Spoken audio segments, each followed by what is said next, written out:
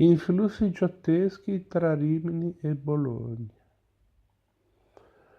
Giovanni da Rimini fu tra i primi seguaci di Giotto nell'area riminese. Nel crocifisso di Mercatello sul Metauro, che reca la firma dell'artista, l'umanità dolorosa del crocifisso di Santa Maria Novella appare interpretata secondo un modulo di grande eleganza, nel leggero chiaroscuro che addolcisce lo spessore della figura, nelle forme allungate, nel colore caldo e profondo. Fito di citazioni giottesche è anche il dittico con storie di Cristo e santi, ora diviso tra la Galleria Nazionale d'Arte Antica di Roma e la National Gallery di Londra.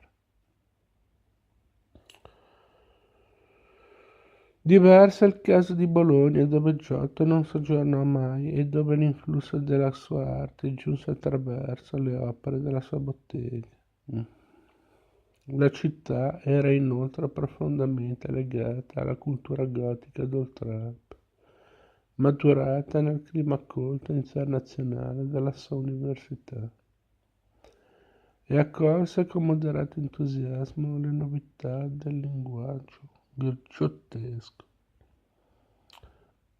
Vitale degli Equi, ad esempio, nel San Giorgio della Pinacoteca di Bologna resiste apertamente al plasticismo e al rigore spaziale riscoperti da Giotto per abbracciare i caratteri più tipici della pittura gotica.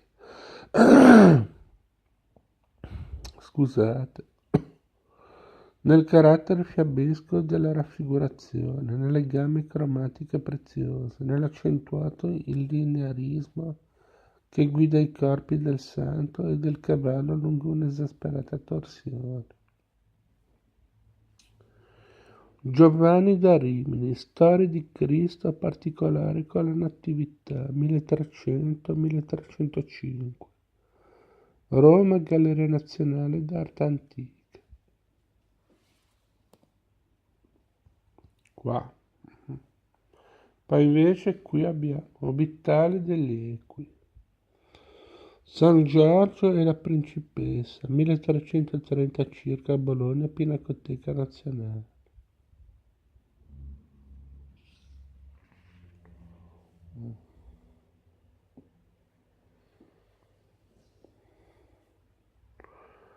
Giotto a Padova, la Cappella degli Scrovegni. Gli affreschi che ornano l'aula della Cappella degli Scrovegni rappresentano, oltre che un capitolo fondamentale della vicenda artistica di Giotto, anche l'opera più largamente autografa del pittore. Questi fu richiamato a Padova da Enrico Scrovegni, potente e facoltoso personaggio, che ai primi del Trecento aveva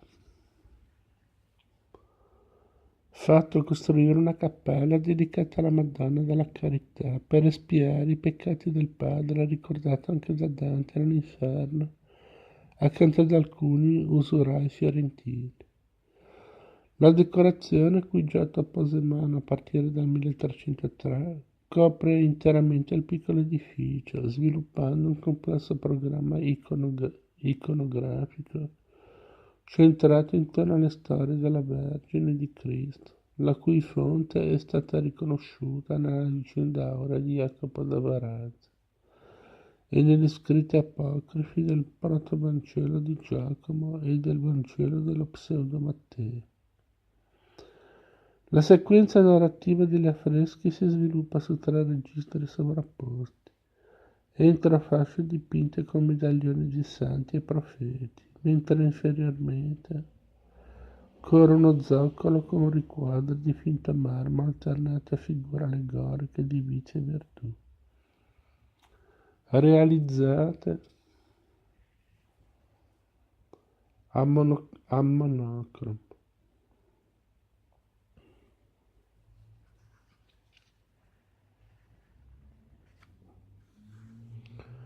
Sulla controfacciata domina la scena del giudizio universale,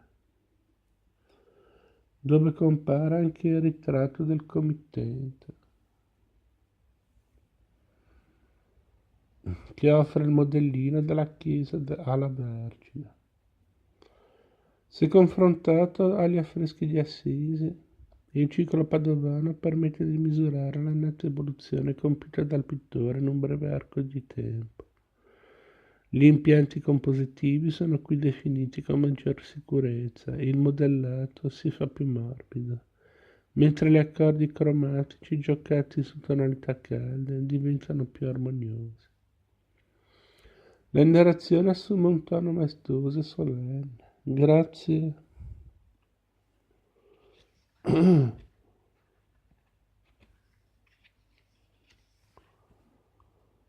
Grazie agli atteggiamenti composti dei protagonisti della storia sacra.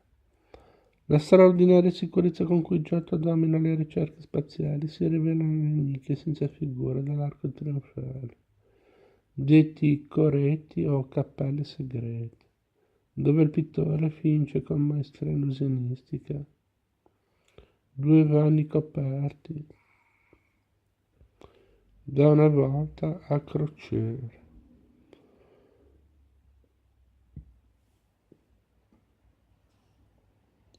Affronte, Giotto, giudizio universale, 1303-1305 Padova, Cappella degli Scrovegni.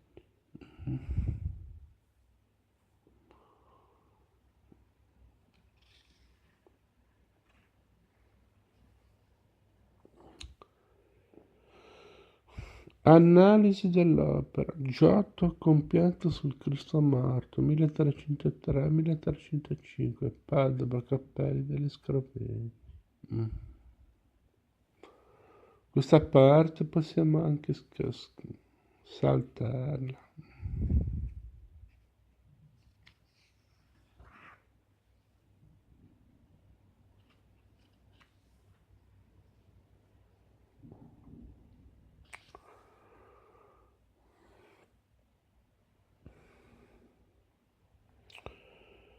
Approfondimento, espressività dei volti giotteschi, sulla scorta di quanto aveva appreso dal maestro Cimabue, ma con un approccio senz'altro più umano che gli era derivato dall'attenta osservazione della natura. Giotto reintroduce nella pittura la rappresentazione dei sentimenti. Negli affreschi di Assisi le scene molto affollate non avevano permesso all'artista di indugiare su questo aspetto, tanto che egli aveva affidato all'espressione degli affetti. Aveva affidato all'espressione degli affetti dei personaggi, soprattutto un'eloquenza e gestualità. Invece nel ciclo della Cappella degli Scrovegni l'assetto compositivo delle storie più semplice ed equilibrato fa sì che Giotto investa di una ben precisa individualità sentimentale quasi tutte le figure. Ad esempio, nel giudizio universale, Enrico degli Scrovegni, nell'atto di offrire il modello della cappella, ha il volto improntato a una devota sollecitudine. Nelle nozze di Cana la figura dell'obeso, tanto caratterizzata da poter essere considerato un ritratto, esprime un'ottusa golosità, né il bacio di Giuda, lo sguardo di Cristo, eccezionalmente intenso, è un concentrato di dolore e di accusa, né il compianto. Giovanni Evangelista riesce a comunicare allo spettatore la sua disperazione, che riecheggia nel cielo e nel variatissimo strazio degli angeli. Passando ad altre opere nei terminali del Crocifisso di Ognissanti a Firenze, opera di Giotto o di un suo strettissimo seguace, al pianto di Giovanni fa da contrappunto quello della Madonna, che pare si batta al petto con i pugni velati dal manto scuro. Nella maestà oggi conservata agli Uffizi, nel volto di Maria composto in un'austera serenità, forse ispirata a un ritratto romano. Si inserisce una notazione realistica. Le labbra dischiuse rivelano la chiostra dei denti, quasi che la Vergine sia per proferire una parola o emettere un pacato sospiro. Giotto, Bacio di Giuda, particolari, 1303-1305, Padova, Cappella degli Scrovegni. Affronto, Giotto, Nozze di Cana, particolari, 1303-1305, Padova, Cappella degli Scrovegni.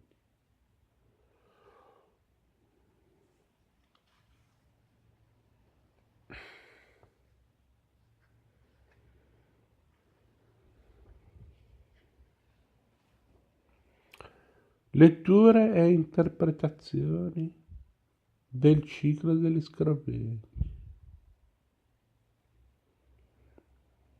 Forse per il momento ci possiamo fermare qui. Siamo già a 11:18, 19, 20, 21, 22, 23, 24, 25.